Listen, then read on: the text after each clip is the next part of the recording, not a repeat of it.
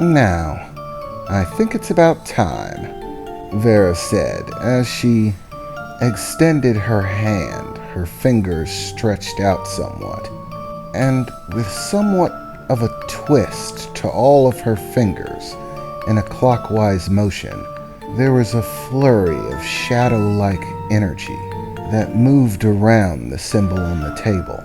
Suddenly, the dust that she had scattered about began to float from where it had been laid, leaving glowing symbols where it laid, beginning to flow through the air like grains of sand caught in the wind, flowing towards the center of the paper where the few drops of blood had landed.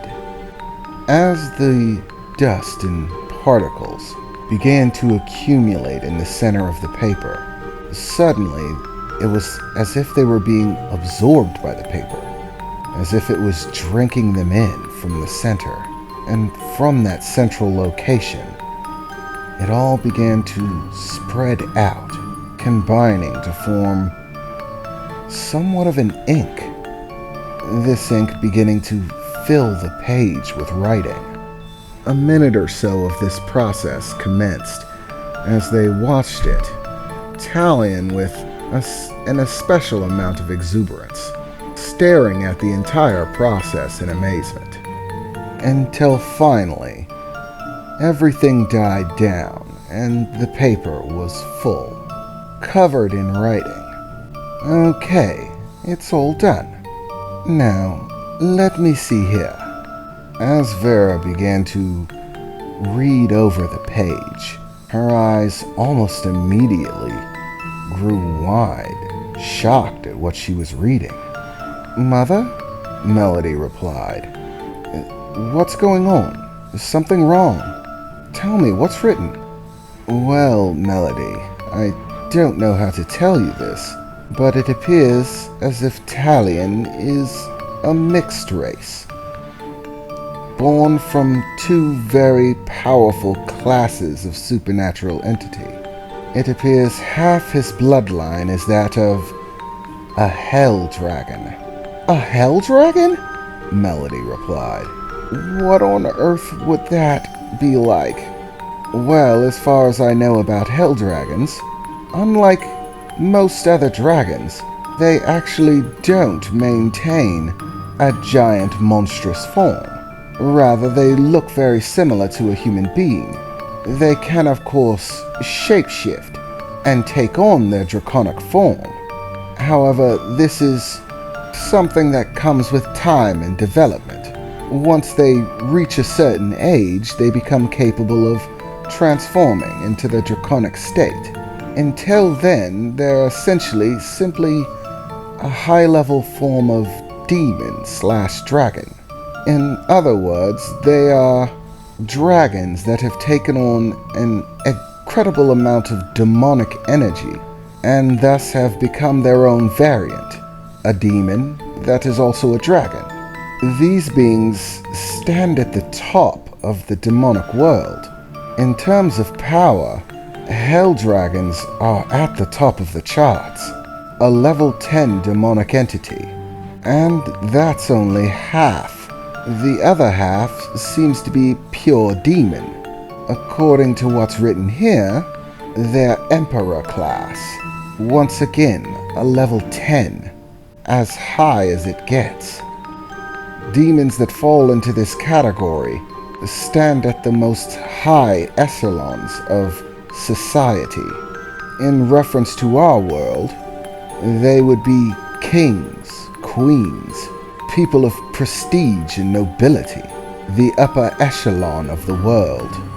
According to the paper here, the race in particular is succubus, one of many demons that are capable of reaching a class 10. So, in other words, Talion is approximately 75% demon and 25% dragon. That is a hellish mix. Now, the fact that that individual was trying to do in a child makes some kind of sense. Vera said as she stared at the paper. What do you mean it makes sense, Mother? Melody replied.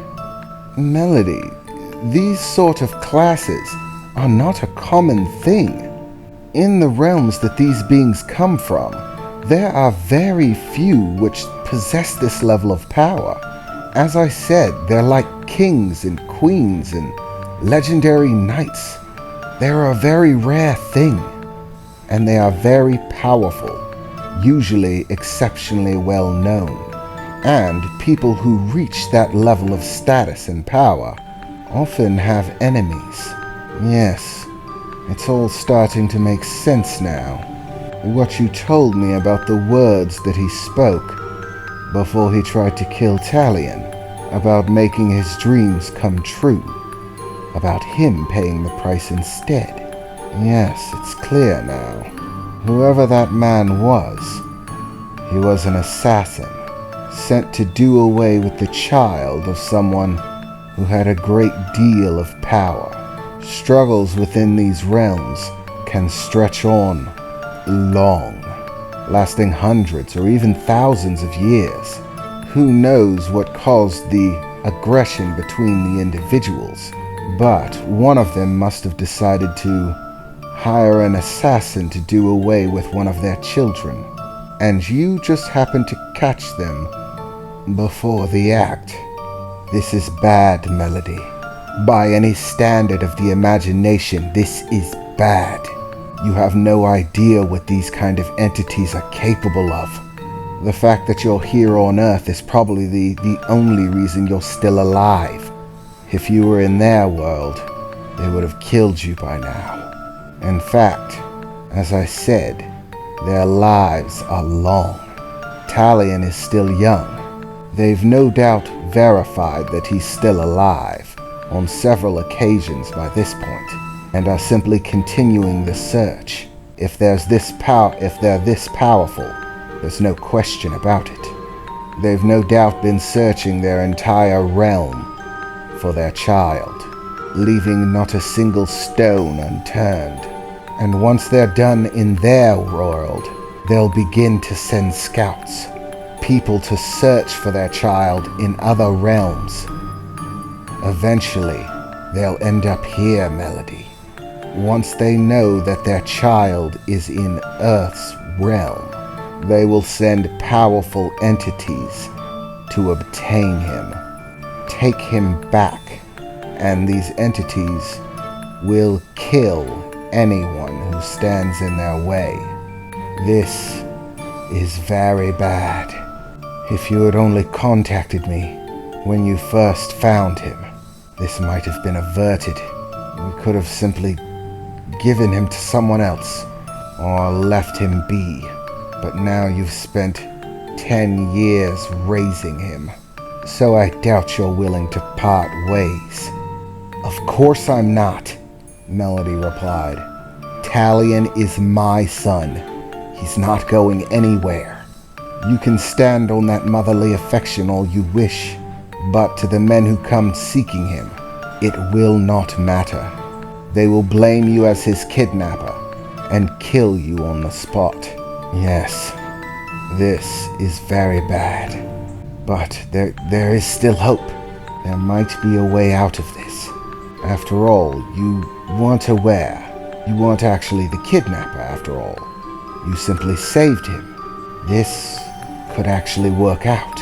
I simply need to contact the right individuals, find out where exactly Talion's from, and get in contact with his original parents. Mother, what are you talking about? I told you I am not giving Talion up. I didn't say that you would have to, Melody. Listen, it's possible that whoever it is that his parents are will be gracious, that they will be thankful that you saved their child, cared for and nurtured him, loved him as your very own. They do have powerful practitioners of magic in these other worlds. They will be able to read this if we can assure them that that was the case and have them check to verify. If we can ensure that scenario, then you might still make it out of this, alive, intact, and still be able to maintain a relationship with Talion. They might allow you to stay with them, perhaps as a personal caretaker for the boy. No, Melody said, a dead serious expression on her face. Absolutely not. You will do no such thing. Talion is mine. I am not simply his caretaker. I am his mother. Talion is staying here, with me, and I will hear no more of this nonsense about giving him back. Maybe, back when he was an infant, I might have considered it. But now, there's just no way. I can't. I won't. Talion is my son, no one else's, and I refuse to part with him for any reason, for anyone.